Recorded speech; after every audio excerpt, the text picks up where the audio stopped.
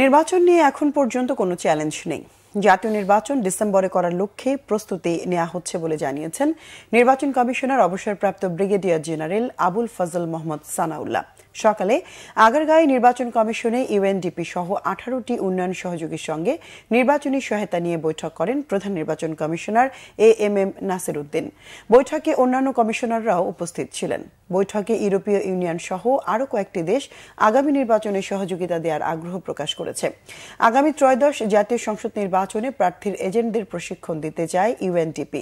বৈঠক শেষে নির্বাচন কমিশন সচিব জানান, বিভিন্ন রাজনৈতিক দল সুশীল সমাজের সঙ্গে কথা বলে কমিশনকে আজ ফিডব্যাক দিয়েছে ইউএনডিপি। ক্যামেরা, কম্পিউটার, হার্ডওয়্যার দিয়ে ইসিকে সহযোগিতা করার কথা জানিয়েছেন তারা। নির্বাচনী দায়িত্ব পালন করবেন তাদের দক্ষতা বৃদ্ধিতেও প্রশিক্ষণের ব্যবস্থা করবে সংস্থাটি। ভোটে নারী ও তরুণদের অংশগ্রহণ বাড়াতে ইসির প্রতি আহ্বান জানিয়েছে ইউএনডিপি। এ সময় ইউএনডিপির প্রতিনিধি স্টিফেন লিলার জানান, বাংলাদেশের ইতিহাসে সেরা নির্বাচন করতে চায় তারা।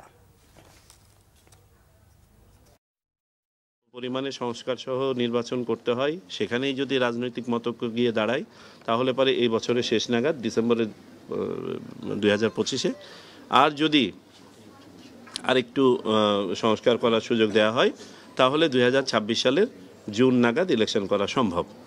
এবং আমরা বলেছিলাম যে আমাদেরকে আর্লিয়েস্ট ডেটটা ধরে নিয়েই প্রস্তুতি নিতে হচ্ছে। আমাদের অবস্থান এখনও অপরিবর্তিত। আমরা ডিসেম্বরকে ধরে নিয়েই আমাদের প্রস্তুতি গ্রহণ করছি।